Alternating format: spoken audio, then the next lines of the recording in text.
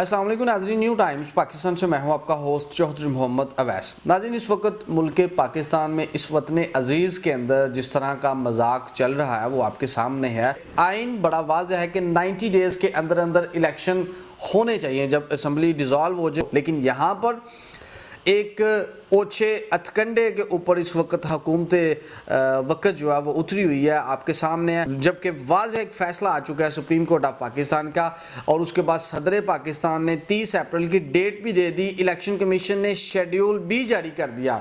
उसके बाद एकदम से वफाकी हुकूमत की तरफ से और चीफ इलेक्शन कमिश्नर की मिली भगत से 8 अक्टूबर की डेट दी गई है, जो आइन के हवाले से अगर देखा जाए तो ये बिल्कुल वाज़ेह एक आइन शिकनी है। उसी हवाले से गुफ्तगू करने के लिए मेरे साथ यहाँ पर मौजूद हैं सीनियर रहनुमा पाकिस्तान तहरीक इंसाफ हल्का PP 38 जनाब मियाँ सलमान साहब। तो उनसे चलते हैं और उनसे बातचीत करते हैं इसके ऊपर कि उनका क्या मौक़िफ़ है इसके ऊपर। जी अस्सलाम वालेकुम। जी वालेकुम जी। मियाँ साहब क्या हाल है, ठीक है? जी अल्लाह का शुक्र, ठीक ठाक। मियाँ साहब, इस वक्त जो पाकिस्तान के अंदर हो रहा है, क्या ये ठीक हो रहा है? देखिए, जो हो रहा है ये ठीक तो नहीं हो रहा। ये तो सारे पाकिस्तान के बच्चे को पता है, हर बंदे को पता है कि ये जो गवर्नमेंट है और जो इस्टेब्लिशमेंट है, सारे ये जो मामलात कर रहे हैं, ये तो इलेक्शन को डिलेइंग टैक्टिक के तौर पे जैसे मरदमशुमारी का उन्होंने ड्रामा शुरू कर दिया है। तो मेरे ख्याल से ये जो इलेक्शंस हैं दोनों सूबों के, पंजाब के और KP के ये 90 डेज़ के अंदर ही होने चाहिए, क्योंकि ये तो पाकिस्तान के आइन में लिखा हुआ है ना कि 90 डेज़ में इलेक्शन होने चाहिए। और ये जो निगरान गवर्नमेंट ये जो अभी सेटअप जो आया है, इनका काम है इलेक्शन करवाना। ये मुझे तो लगता है ये इलेक्शन करवाने नहीं आए, ये भी पार्टी बने हुए हैं। तो इसलिए इनको भी होश के नाखून लेने चाहिए। मुल्क के जो मामलात हैं, आपको पता है इकानमी के हालात, इकानमी के मामलात बहुत ज़्यादा ख़राब हैं। यानी कि ये समझ लें महंगाई का बहुत बड़ा इशू है।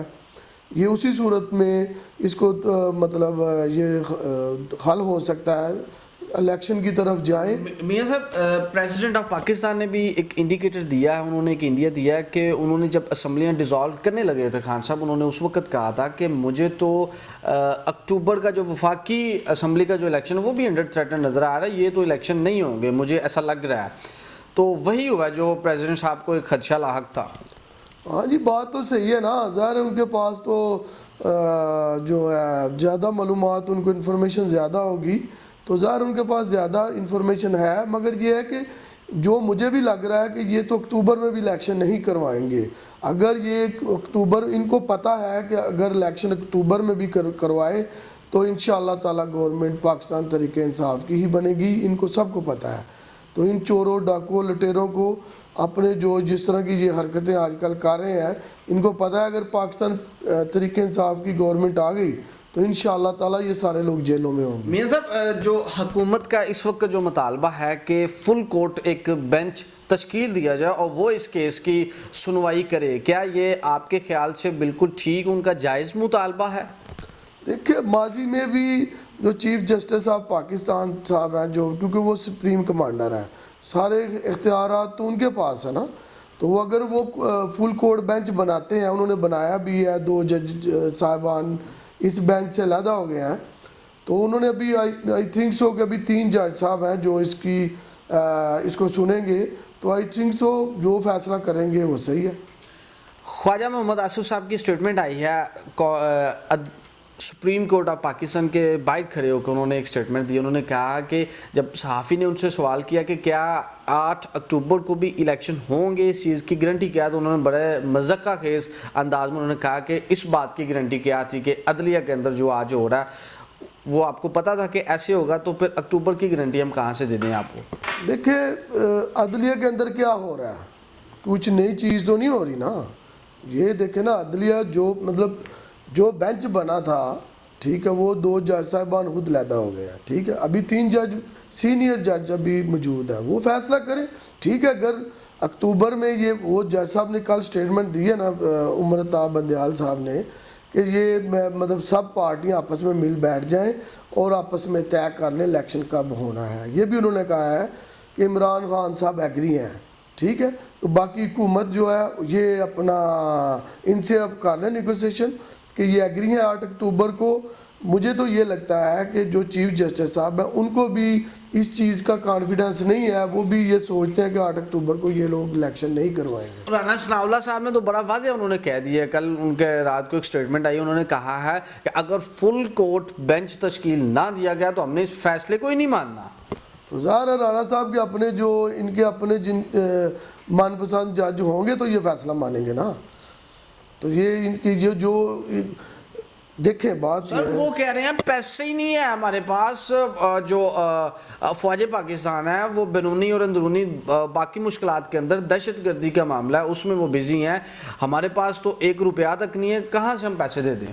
اچھا جی, پیسے اس پہ 20 بلین روپیز چاہیے الیکشن کے لیے, پنجاب اور KPK کے لیے نا. تو اس کے لیے انہوں نے جو ابھی لیپ ٹاپ دے رہے ہیں, جو پہلے کی جو ان کی یہ پہلے بھی انہوں نے لیپ ٹاپ جو بانٹے تھے اس میں سارا کرپشن ہے, یہ بات بالکل کلیئر ہے. تو پہلے لیپ ٹاپ دیے کا کچھ فائدہ نہیں ہے, یہ ویسٹ آف منی ہے.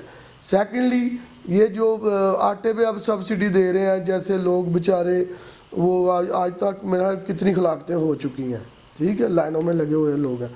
ان کو یہ خیال کرنا چاہیے جو لوگ ڈیزرونگ پرسن ہیں ان کے گھر میں پہنچائیں, یا ان کے اکاؤنٹس میں, یا ان کو چیک بھیجیں تاکہ گھروں میں بیٹھ کے عزت کے ساتھ وہ جو بھی سبسڈائز یہ چیزیں کر رہے ہیں گھر میں بیٹھ کے ان کو مل. تو میرے خیال سے یہ 20 ارب روپیہ بہت زیادہ نہیں ہے گورنمنٹ کے لیے. ان کو یہ بس یہ الیکشن نہیں کروانا چاہ رہے نا, ان کو پتہ ہے کہ ہم یہ الیکشن لوز کر رہے ہیں, اس کی وجہ سے یہ بہانے بازی سے کام لے رہے ہیں. سلمان صاحب آخر پہ سیالکوٹ کی ذرا بات کر لیتے ہیں کہ اس وقت عثمان ڈار صاحب کے اوپر اینٹی کرپشن کا کیس بنا ہوا ہے, وہ اصل معاملہ کیا ہے, کہ واقعی ڈار برادران نے کوئی کرپشن کی ہے یا پھر ان کے اوپر الزام عائد کیا جا رہا ہے. دیکھیں جی, یہ سب ان کو پھنسانے کے لیے کیا جا رہا ہے. میں آپ کو بتاؤں کہ جتنا میں ڈار برادران کو جانتا ہوں, یعنی یقین کرے ایک ایگزامپل میں دوں گا, کبھی میں آؤٹ آف کنٹری میں عثمان صاحب کو کہا یہ ایک پرفیوم لے آئے آپ کے لیے, وہ تو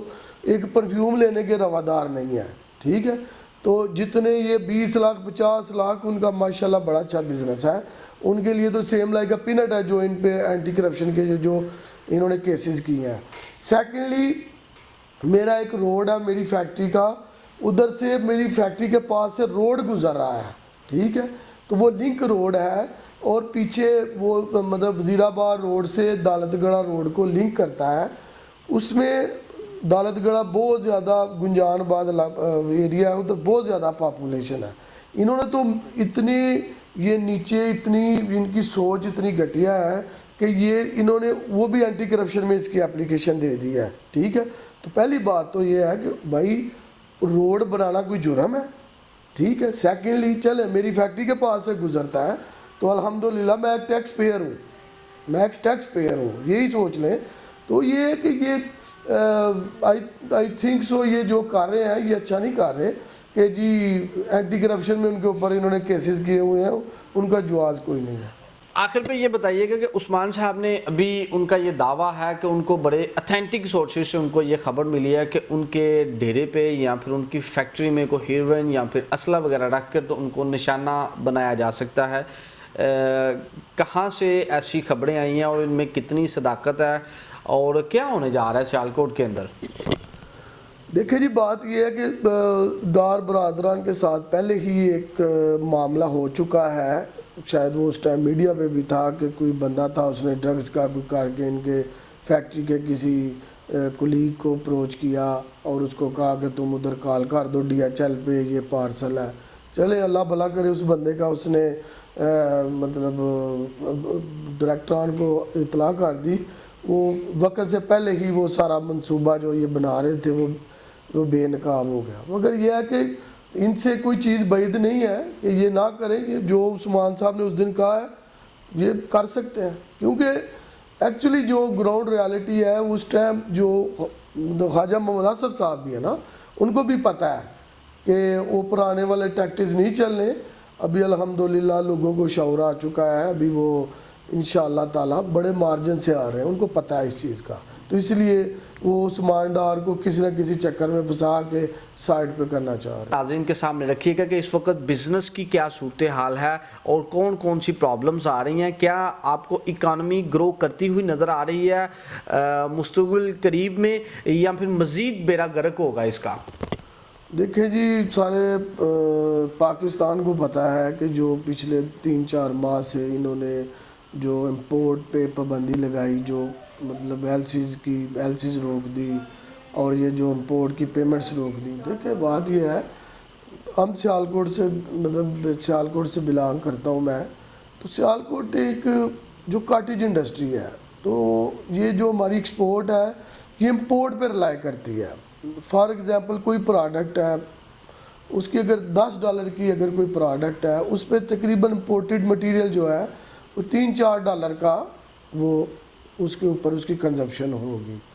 تو میرے خیال سے انہوں نے جو امپورٹڈ مٹیریلز پہ یا امپورٹ پہ پابندی لگائی، اس سے یہ ہے کہ اگر $4 کا امپورٹڈ مٹیریل یوز ہو رہا ہے، $2-3 کا پاکستانی مٹیریل ہے، اور $2 کا اگر CMT ہے تو یا $2 پروفٹ ہے، تو دین $10 کی اگر آپ $4 کی امپورٹ پہ پابندی لگائیں گے تو $10 کی ایکسپورٹ بھی ڈسکریج ہوگی، وہ بھی نہیں ہوگی، تو اس لیے ہمیں $6 کا لاس ہوگا۔ اور اس کے لیے یہ جو چیزیں ہیں، یہ ان کو چاہیے کہ جو ایکسپورٹ سے ریلیٹڈ مٹیریلز ہیں ان کے اوپر کوئی پابندی نہ ہو، بینک بیلنسز کھلنی چاہیے اور پیمنٹس ہونی چاہیے تاکہ انڈسٹری چلے، کیونکہ انڈسٹری سے لاکھوں لوگ جو ہے وہ بستا ہے، جو اگر آرڈرز ہوں گے، مٹیریلز ہوں گے تو دین فیکٹری چلے گی اور لوگوں کو روزگار ملے گا۔ سر، میاں نواز شریف صاحب کی سٹیٹمنٹ آئی ہے کہ اس کے ذمہ دار خان صاحب ہیں، اور انہوں نے ایک اندیا دیا ہے کہ اگر یہی حالات رہے تو $500 کا ہو جائے گا ایک۔ نہیں تو میاں نواز شریف صاحب سے بندہ پوچھے، ابھی تو آپ لوگ آئے ہوئے نا، 6 ماہ یا کتنا ہو گیا، زیادہ ہو گیا، ابھی تو آپ لوگ ہو۔ خان صاحب کے دور میں تو مطلب ڈالر بھی ٹھیک تھا، ایکسپورٹ بھی ٹھیک تھی، امپورٹ بھی ہو رہی تھی، جو ایکسپورٹر کے انسینٹیوز ہیں جیسے سیم لائک سیل ٹیکس ہے، ریبیٹ ہے، وہ ان ٹائم مل رہا تھا۔ خان صاحب کے دور میں تو ہر چیز سموتھ تھی، اور اس سے پہلے کووڈ آیا، کووڈ میں بھی بزنس الحمدللہ خان صاحب کے دور میں بڑھا، اور خان صاحب کے دور میں تو ایکسپورٹ تقریباً $32 بلین جو پاکستان کی ہائیسٹ ایکسپورٹ ہے اس ٹائم ہوئی۔ تو میاں صاحب، مستقبل قریب میں کوئی چیزیں سنبھلتی بھی نظر آ رہی ہیں یا پھر نہیں آپ کو آ رہی؟ آپ کا بزنس کا جو تجربہ ہے آپ کا کیا کہتا ہے؟ دیکھیں بات یہ ہے کہ مستقبل میں اگر اسٹیبلٹی نہیں ہے نا، اسٹیبلٹی ہوگی تو دین چلے گا نا۔ ابھی یہ جو PDM یا یہ جو آئے ہوئے ہیں، جو گورنمنٹ آئی ہے، یہ تو بیچارے ادھار پہ کرایہ دار ہیں۔ تو آپ کو پتہ ہے کرایہ دار کو تو قسطوں پہ سائیکل نہیں ملتی، کسی نے سائیکل لینی ہو نا قسطوں کی، وہ بھی جائے، وہ پوچھتا ہے بھائی ہاں جی آپ کا گھر اپنا، وہ کہے گا نا نہیں، تو وہ تو سائیکل نہیں دیتا۔ تو ان کو انشاءاللہ جو یہ کر رہے ہیں ان کو مایوسی ہوگی۔